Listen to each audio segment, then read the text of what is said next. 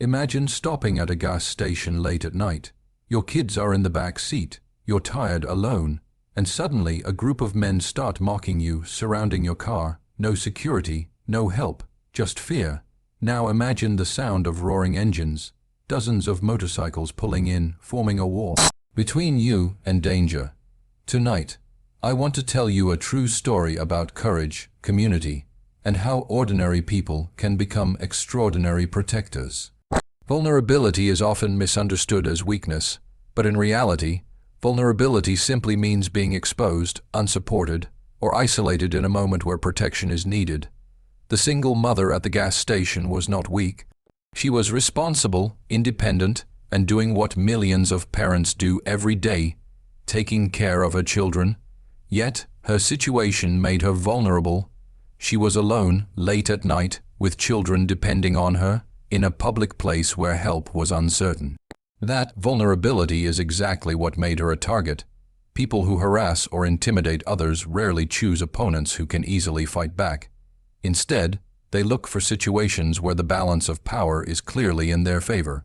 A single person surrounded by a group, a woman without visible support, or a parent distracted by children. These situations are often seen by wrongdoers as opportunities. Vulnerability becomes a signal, not because the person deserves harm, but because predators search for moments where resistance seems unlikely. In this case, the single mother's vulnerability was layered. She was physically outnumbered, emotionally concerned for her children, and socially isolated in that moment. Her primary focus was not on confrontation, but on keeping her children safe. This distraction is something harassers exploit. They understand that a parent's instinct is protection, not aggression, and they use that to assert control. This makes the situation even more dangerous because fear limits the ability to react quickly or assertively. Society often places unfair expectations on individuals, especially single parents, to be endlessly strong and self-reliant. While strength is admirable, no one should be expected to face threatening situations alone. Vulnerability is not a personal failure. It is a condition created by circumstances. Time, location, social environment, and the presence or absence of allies all contribute to how exposed someone may be. The gas station, meant to be a place of convenience and safety, became a space of risk simply because the wrong people were present at the wrong time. Another important aspect of vulnerability is visibility. The single mother's situation was visible: children in the car, a woman alone, no companions nearby. Harassers often rely on visible cues to decide whom to target. This visibility does not mean the victim invites harm. It means the aggressors actively choose someone they believe they can overpower without consequences. This highlights a troubling reality. Vulnerability is often punished rather than protected. Fear plays a central role in moments of vulnerability. When someone feels threatened, their body reacts, heart rate increases, thoughts become scattered, and decision-making becomes more difficult. For a parent, this fear is multiplied because it is not just about personal safety, but the safety of their children. This emotional pressure can make a person appear even more defenseless, further encouraging those who thrive on intimidation. The harassers likely felt emboldened by her silence and caution, mistaking restraint for helplessness. Vulnerability is also intensified by social neglect. If bystanders ignore a situation or choose not to get involved, the victim's isolation deepens. Many people assume someone else will help, or they fear becoming involved themselves. This creates an environment where aggressors feel protected by public indifference. The single mother's vulnerability existed not only because she was alone, but because, for a moment, it seemed like no one would step in. This incident forces us to confront an uncomfortable truth. Vulnerability is not rare. It can happen to anyone: men, women, parents, elders, or youth, depending on the circumstances. A change in time, place, or company can turn an ordinary moment into a dangerous one. Recognizing this helps us move away from blaming victims and instead focus on the conditions that allow harassment to occur. Understanding vulnerability is essential because it teaches empathy. When we recognize that people are targeted not because of who they are, but because of the situation they are in, we begin to see responsibility differently. The responsibility does not lie with the vulnerable individual to become tougher or more aggressive, but with society to ensure safety, awareness, and collective protection. In the story of the single mother, vulnerability was the starting point of the conflict. It set the stage for harassment, fear, and danger. But it also revealed something deeper. Vulnerability exposes not only those who are at risk, but also the character of those who witness it. How people respond, or fail to respond, to vulnerability defines the moral strength of a community. Harassment does not begin with power alone. It begins with the belief that no one will object. Silence is the environment in which harassment grows strongest. In the case of the single mother at the gas station, the thugs did not act randomly or impulsively. Their behavior was calculated. They observed their surroundings, assessed the situation, and most importantly, sensed silence. No authority was immediately visible. No crowd was reacting. No voices were speaking up. That silence gave them confidence. People who harass others often rely less on physical strength and more on psychological dominance. Silence feeds that dominance. When a victim does not respond, not because they agree but because they are afraid, harassers interpret that quiet as permission. The lack of resistance is misunderstood as acceptance, and the lack of intervention is seen as approval. In this way, silence becomes a powerful ally of wrongdoing. For the victim, silence is rarely a choice. It is a survival response. The single mother likely stayed quiet because any reaction could have escalated the situation. Speaking up might have provoked aggression, and confrontation could have endangered her children.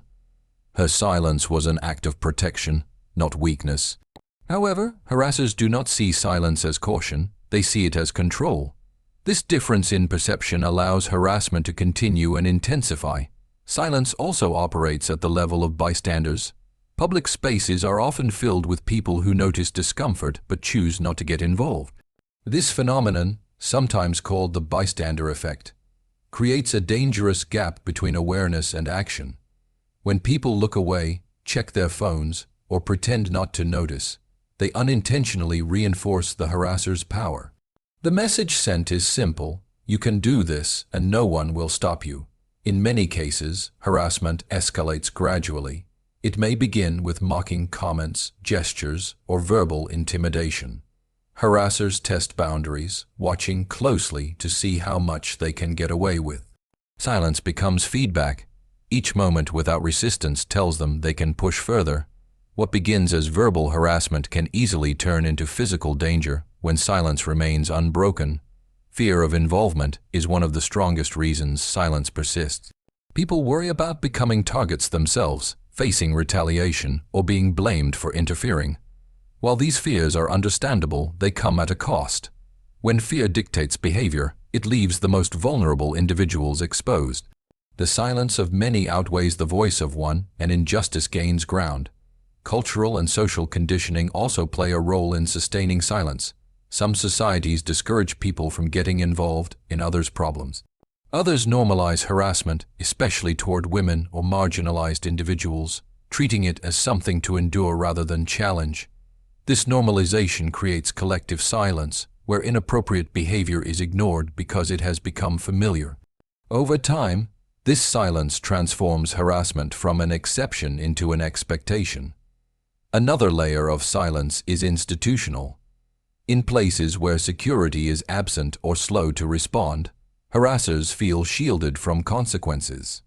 A gas station without visible security or active staff creates a vacuum of authority. In that vacuum, aggressors assume control. Silence, in this sense, is not just personal, it is structural.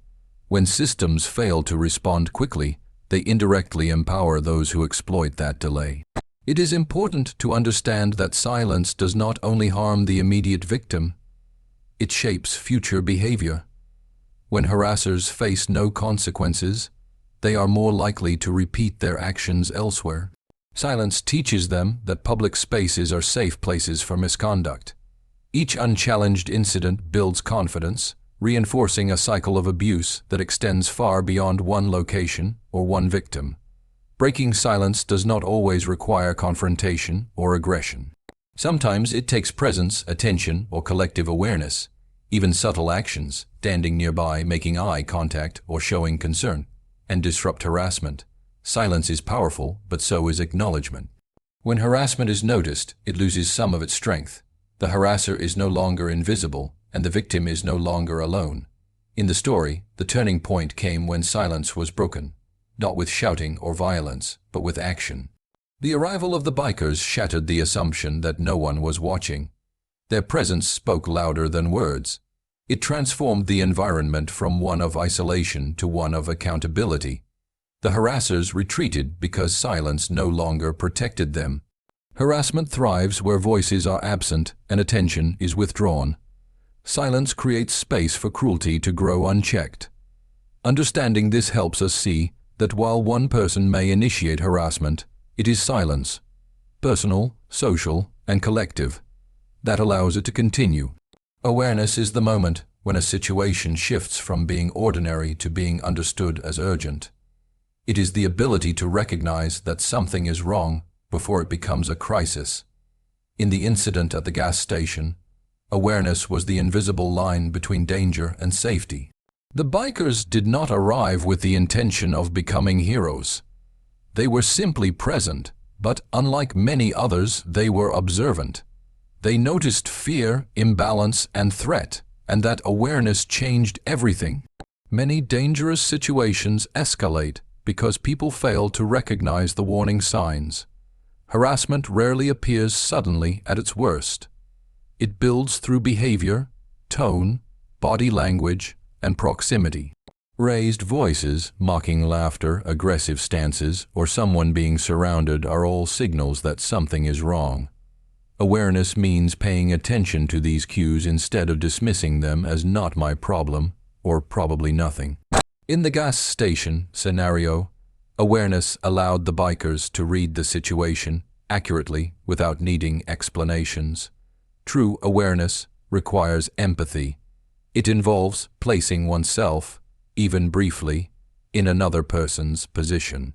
The bikers likely imagined what it would feel like to be alone, outnumbered, and responsible for children in a threatening environment. This emotional awareness is what separates passive observers from responsible members of society. Without empathy, signs of distress become invisible. With empathy, even subtle fear becomes impossible to ignore. Awareness also challenges the comfort of neutrality. It is easy to remain neutral when a situation feels distant or unclear. But awareness removes that comfort by making the problem visible. Once a person becomes aware of injustice or danger, they are faced with a choice: act or ignore. Ignorance can be unintentional, but awareness creates responsibility. The bikers, once aware, could not simply walk away without making a moral decision. Modern life often trains people to be distracted. Phones, schedules, and personal concerns pull attention inward. This constant distraction reduces situational awareness in public spaces. People may stand just meters away from someone in distress and never notice. The biker's response highlights the importance of being mentally present. Awareness begins with looking up, listening, and observing the environment rather than moving through it on autopilot. Another important aspect of awareness is recognizing power imbalance. Harassment is rarely equal. It involves numbers, physical presence, or social dominance being used against someone with fewer options. The bikers recognized that the group of thugs held power in that moment, and that the single mother held risk. This understanding transformed the situation from a private conflict into a public responsibility. Awareness reframes the event from someone else's issue to a community concern. Awareness does not require special training or authority. It does not belong only to police officers or security guards. Ordinary people can develop awareness by staying attentive and responsive to their surroundings. This makes public spaces safer for everyone. When awareness becomes common, harassment becomes harder to hide. Aggressors rely on people being inattentive. Awareness removes that advantage. Importantly, awareness does not mean immediate confrontation. It means understanding what is happening clearly enough to choose an appropriate response. The bikers did not rush in aggressively. They assessed the situation, recognized the fear, and acted strategically. Their awareness allowed them to respond in a way that reduced risk rather than increased it. Without awareness, even good intentions can lead to harmful outcomes. Awareness also empowers victims. When someone realizes that others see what is happening, fear begins to loosen its grip. The single mother may not have spoken, but the moment she saw others paying attention, the emotional weight of isolation likely lifted. Awareness communicates solidarity. It tells the victim, you are seen, and you are not alone. On a broader level, awareness is the foundation of social responsibility. Communities that cultivate awareness create environments where harmful behavior is quickly noticed and discouraged. In contrast, communities that lack awareness allow harm to blend into the background. The gas station incident demonstrates how awareness can instantly transform a dangerous situation into a controlled one. Ultimately, awareness is the gateway to action. Without it, even the most capable people remain inactive. With it, ordinary individuals can become protectors. The bikers' awareness was not dramatic or loud, but it was decisive. It turned observation into intervention and fear into safety. True power is often misunderstood as the ability to dominate, threaten, or physically overpower others. However, the incident at the gas station reveals a deeper and more meaningful definition of power, one that relies on presence, restraint, and moral authority rather than force. The bikers did not arrive shouting, fighting, or escalating the situation. Instead, they demonstrated that real power can exist without a single act of violence. Violence is usually a sign of insecurity, not strength. Those who rely on aggression often do so because they lack control in other areas. The thugs at the gas station attempted to assert power through intimidation and harassment, believing that fear would give them control. Their behavior reflected weakness disguised as dominance. In contrast, the bikers displayed confidence through calm action. They did not need to prove anything. Their unity and composure spoke for them. One of the strongest aspects of nonviolent power is control. Violence creates chaos, and chaos puts everyone at risk, including the victim. The bikers understood that a physical confrontation could escalate quickly, endangering the mother, her children, and even themselves. By choosing restraint, they maintained control over the situation. Their actions reduced tension rather than increasing it, proving that power lies in the ability to stabilize, not inflame. Presence itself can be a powerful deterrent. When the bikers surrounded the woman and her children, they changed the balance of power instantly. Without touching anyone or speaking aggressively, they created a physical and psychological barrier. The harassers were no longer in control of the space. The bikers' presence communicated boundaries clearly and effectively. It showed that the situation was being watched and that harm would not be tolerated. Nonviolent power also carries moral authority. Violence often invites questions of guilt and justification, but restraint earns respect. The bikers positioned themselves as protectors rather than aggressors. This moral clarity made it difficult for the thugs to continue without exposing themselves further. When wrongdoing is confronted calmly and visibly, it loses its ability to hide behind confusion or provocation. Another important element of true power is discipline. Choosing not to react violently requires self-control, especially in emotionally charged situations. The bikers likely felt anger or protective instincts, but they did not let those emotions dictate their behavior. Discipline allowed them to act strategically instead of impulsively. This kind of control is far more difficult and far more powerful than throwing a punch. True power also sends a lasting message. Violence may stop a situation temporarily, but it often leaves behind fear, resentment, and the possibility of retaliation. Nonviolent action, however, reshapes behavior. The thugs left not because they were beaten, but because they were exposed and outnumbered in terms of unity and resolve. This kind of intervention discourages future misconduct by demonstrating that intimidation will be met with collective resistance. The bikers' approach also protected the dignity of the victim. Violence can sometimes make victims feel like the cause of chaos or conflict. By acting calmly, the bikers ensured that the focus remained on safety rather than spectacle. The mother and her children were shielded without being turned into the center of a dramatic confrontation. This respect is a crucial but often overlooked aspect of true power. In many societies, power is glamorized as aggression, especially in stories of heroism. Yet real-world situations require wisdom more than force. The gas station incident shows that the strongest response is not always the loudest or the most physical. Sometimes, standing firm without striking is the most effective way to reclaim control.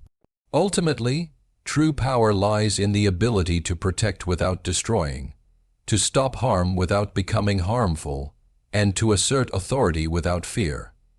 The bikers demonstrated that strength does not need violence to be effective. Their calm, unified presence turned intimidation into retreat and chaos into safety. A community is more than a collection of individuals sharing the same space. It is a network of responsibility, awareness, and mutual protection. In the gas station incident, what ultimately protected the single mother and her children was not authority, technology, or security systems. It was community in action. The bikers were strangers to her, yet in that moment they became her shield. Their response shows how community, when activated, can be one of the strongest forms of protection against harm. Isolation is what makes people vulnerable, but community breaks that isolation. The single mother was targeted because she appeared alone, unsupported, and disconnected from those around her.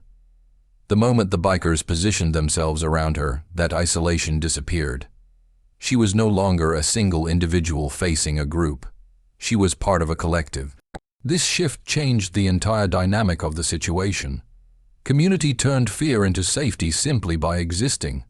A protective community does not require personal relationships. The bikers did not know the woman's name, her story, or her background. What connected them was a shared sense of responsibility toward human dignity and safety. This highlights an important truth. Community is not defined only by friendship or familiarity, but by values. When people share values such as respect, courage, and empathy, they can form a protective unit instantly. Community also redistributes power. Harassers rely on imbalance, numbers, intimidation, and perceived dominance. When a community responds, that imbalance collapses. The bikers did not need to threaten the thugs because their unity itself was powerful. Standing together communicates strength far greater than any single individual could project. This collective presence sends a clear message. Harm to one will be met by many. Another critical role of community is accountability. When people act as a group, they create witnesses. Harassment thrives in spaces where no one is watching or where everyone pretends not to see. The bikers' presence removed anonymity from the situation. The thugs were no longer acting in the shadows.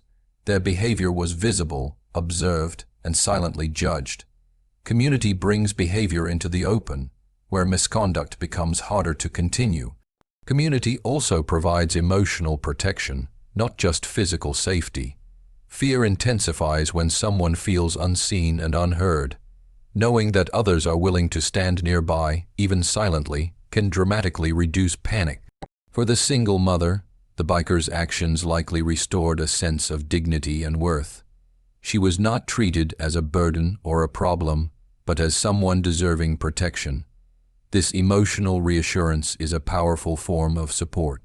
Importantly, community protection does not require perfection or heroism. The bikers did not make speeches or seek recognition. Their actions were simple, practical, and grounded in common sense. This reminds us that building a protective community does not require extraordinary people. It requires ordinary people willing to act when it matters. Small, coordinated actions can have life-changing effects. Community as a shield also challenges the idea that safety is solely an individual responsibility. Modern society often promotes self-reliance to the point where asking for or offering help is seen as weakness. This mindset leaves people isolated in moments of danger. The gas station incident counters this belief by showing that shared responsibility creates safer environments than individual vigilance alone. When communities consistently protect their vulnerable members, they set social standards. Over time, these standards influence behavior. Harassers learn which spaces are unsafe for misconduct, not because of laws alone, but because people will intervene. Community action becomes a form of social enforcement, discouraging harm before it begins. The biker's response illustrates that community is not passive. It is active, aware, and responsive. It adapts quickly to protect those at risk. In that moment, the gas station transformed from a place of fear into a space of solidarity. The shield was not metal or walls. It was people standing together, unified by the belief that no one should face danger alone. Moments of injustice do not announce themselves loudly or formally. They appear suddenly, often in ordinary places, and demand an immediate response. In those moments, every person present faces a choice. That choice may be quiet, internal, and unnoticed by others, but it carries moral weight. The incident at the gas station was not only about the actions of the thugs or the bravery of the bikers. It was also about choice. Every individual in that space had the option to ignore, observe, or intervene. Injustice gains strength when people believe their choices do not matter. Many assume that one person cannot change a situation, especially when facing a group or a threatening environment. This belief leads to inaction. However, injustice rarely depends on the power of one individual. It depends on the absence of resistance from many. When people choose not to act, even for understandable reasons like fear or uncertainty, they unintentionally allow harm to continue. Choosing to act does not always mean direct confrontation. Action can take many forms: staying nearby, showing visible concern, calling for help, or standing in solidarity. The bikers chose a form of action that balanced courage with caution. Their choice was deliberate and thoughtful. They did not rush in recklessly, but they also did not walk away. This shows that moral choice exists on a spectrum, and even measured responses can make a significant difference. Fear often influences choice in moments of injustice. People fear retaliation, embarrassment, or misjudging the situation. These fears are human and valid, but they can paralyze action. The bikers likely felt risk as well, yet they chose to act despite it. Their decision highlights an important truth. Courage is not the absence of fear, but the decision that something else, another person's safety, matters more. Another factor shaping choice is responsibility. Many people believe that responsibility belongs to someone else, authorities, employees, or someone more qualified.